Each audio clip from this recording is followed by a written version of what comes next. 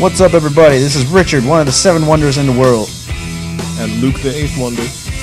And this is Sports and Other Stuff Podcast.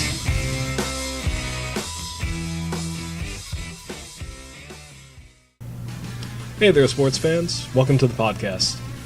We have 2 sports items on the docket for today: the recent scandal surrounding Richie Incognito and his Ferrari, and Michael Sam, the first openly gay NFL draftee. Let's talk about Incognito first. Richard? Thanks, Luke. Big news from both stories, but I suppose we should start with Richie Incognito and what can only be described as insanity to those who admire Ferraris. Or Incognito, I don't know.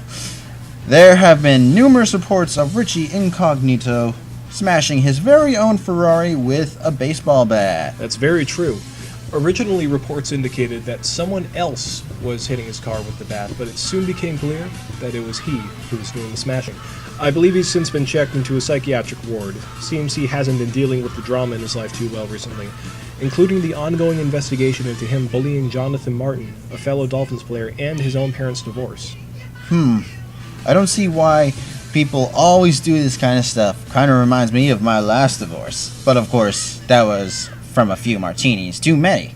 Meanwhile, the pressing matter at hand is bullying. I'm sure some of our sports fans out there would love it, but personally, why can't we get along? Question at hand now about his car.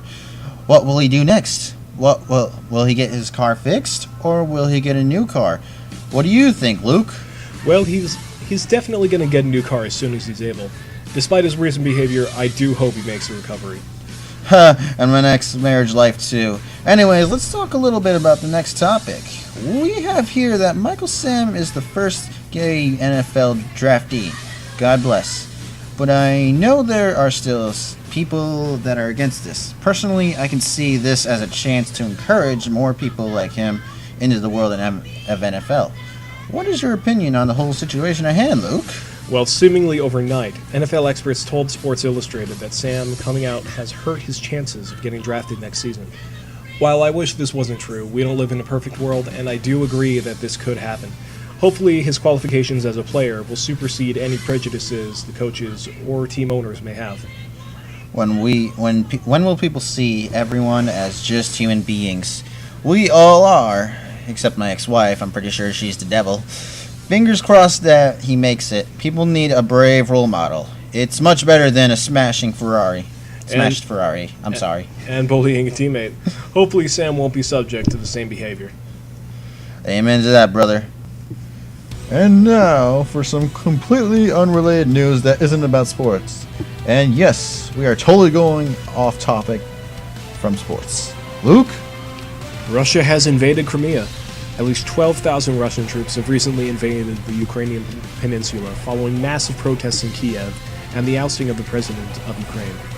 Crimea is ethnically Russian, and the population voted to be annexed by the Russian Federation.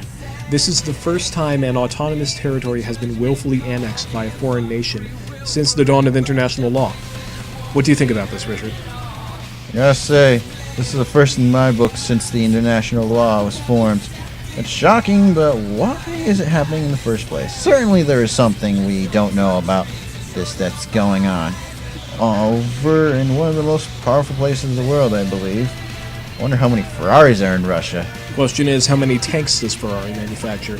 But actually, there's an interesting reason why there were riots in the Ukraine to begin with.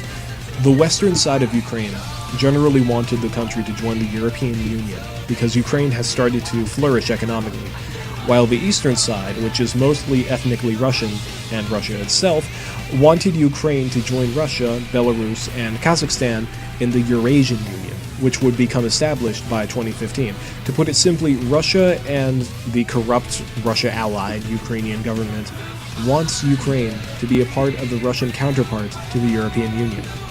And form a so-called second Soviet Union, from the looks of it. I wonder what's next. God, it's so creepy. I might just have to sleep it off. I hope America doesn't become hungry with power and decide to form up with Mexico, Canada, and South America in an attempt to try to become one of the most dominant powers of the world. I just have a feeling it will only cause problems. But of course, there are always still plenty of problems in the world. I mean, who can't get enough of it? Hope I can have a home on the moon before it gets too extreme. How about you, Luke? Well, I doubt the U.S. is going to do that. I just hope the people of Ukraine can resolve this peacefully. Unfortunately, I don't see that happening. Humanity has become barbaric in nature in some areas, and that might spread. And since the youth is reckless, it might become scary to see who is in charge in the next 20 years or so. Seriously. Going to the moon before it gets nuts. But of course, that's just me. Hopefully, we'll have some people that still have the sense to find a peaceful and agreeable solution for all sides. Right. Well, I think that about wraps it up. Take it away, Richard. Woots. This is Richard And Luke. saying goodnight.